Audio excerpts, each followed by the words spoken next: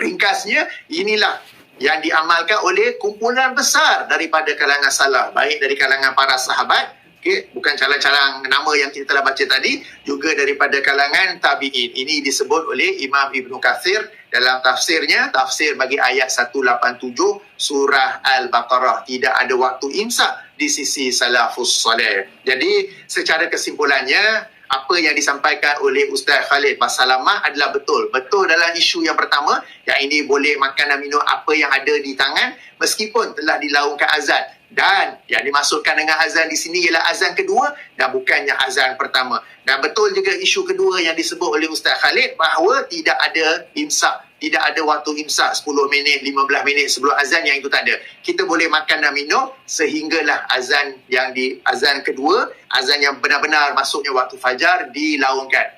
Dan kita patut berhenti, tapi kalau ada sikit tertinggal kat tangan tu, nak minum air, last teguk, dibolehkan, dipersilakan. Ini antara kemudahan, antara keindahan, ataupun macam kita baca tafsir Ibnu Katsir tadi, sifat tolerannya Islam. Dia tidaklah begitu strict, tidaklah begitu kaku, tidaklah begitu tegas dalam hal ini. Sedikit kelonggaran, sedikit kemaafan diberikan.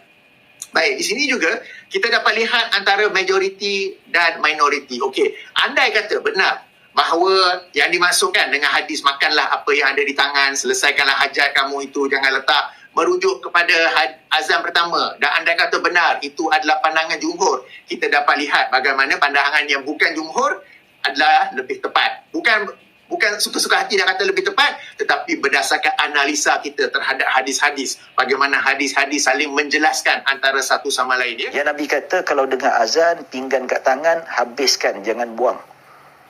Itu azan pertama. Azan kedua, tak boleh. Jadi ini salah faham pemahaman tentang hadis Nabi SAW. Nak faham satu hadis perlu kita merujuk pada keseluruhannya, pada yang dimaksudkan dengan hadis-hadis yang lain untuk menyokong makna pada hadis yang lain.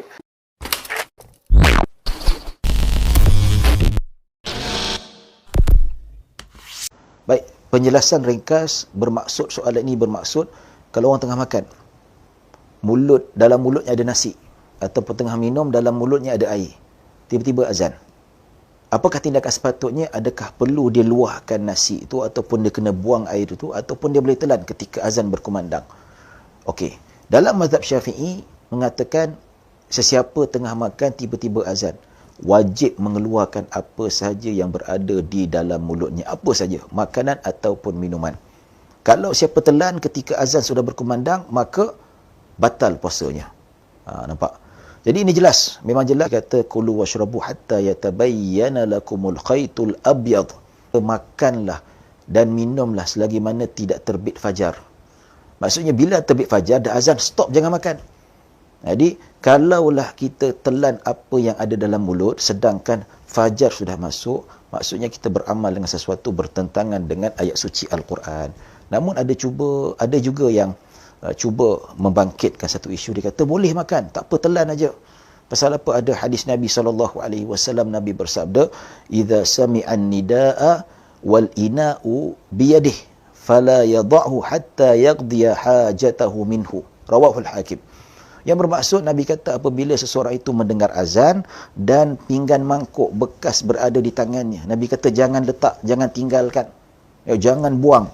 Nabi kata sehinggalah dia melunaskan hajatnya itu, sehinggalah dihabiskan makanan. Seolah-olah hadis dikata kalau dengar azan masih boleh makan, kalau makanan dalam mulut boleh ditelan, kalau ada air masih boleh diteguk ataupun ditelan air itu. Jadi ni tuan-tuan, pemahaman ini adalah pemahaman golongan literaris, iaitu ambil pada zahir hadis Nabi SAW. Ya, memang kita tak nafikan ada segelintir ulama yang kata boleh, tapi jumhur ulama mengatakan bukan begitu. Yang dimaksudkan iaitu apabila dengar azan, kamu boleh makan, yang seperti mana disebutkan oleh Imam Nawawi rahimahullahu ta'ala, iaitu mereka yang mendengar azan pertama. Sebab zaman Nabi SAW, subuh ada 2 azan, ataupun Ramadan pada 2 azan. Pertama, azan untuk mengejutkan orang supaya bangun tidur, bersahur. Dan kedua adalah azan masuk waktu. Exactly macam kat Mekah, siapa pergi umrah ataupun dekat Madinah ada 2 azan. Katakanlah subuh pukul 5, pukul 4 azan pertama.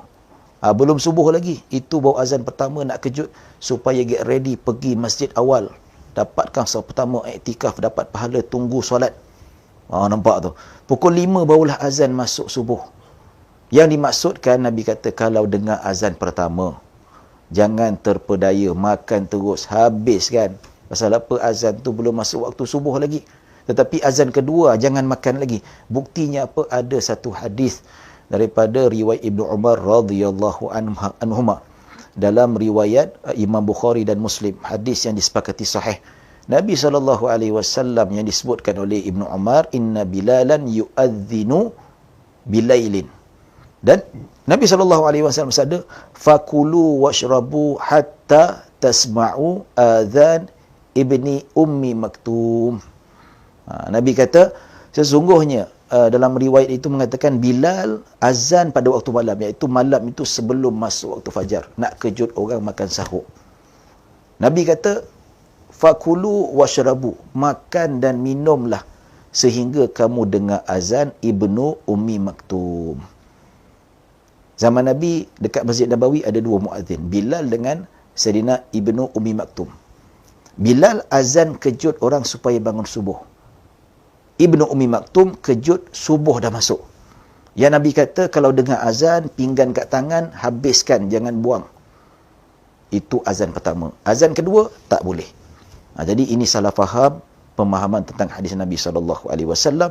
Nak faham satu hadis perlu kita merujuk pada keseluruhannya, pada yang dimaksudkan dengan hadis-hadis yang lain untuk menyokong makna pada hadis yang lain.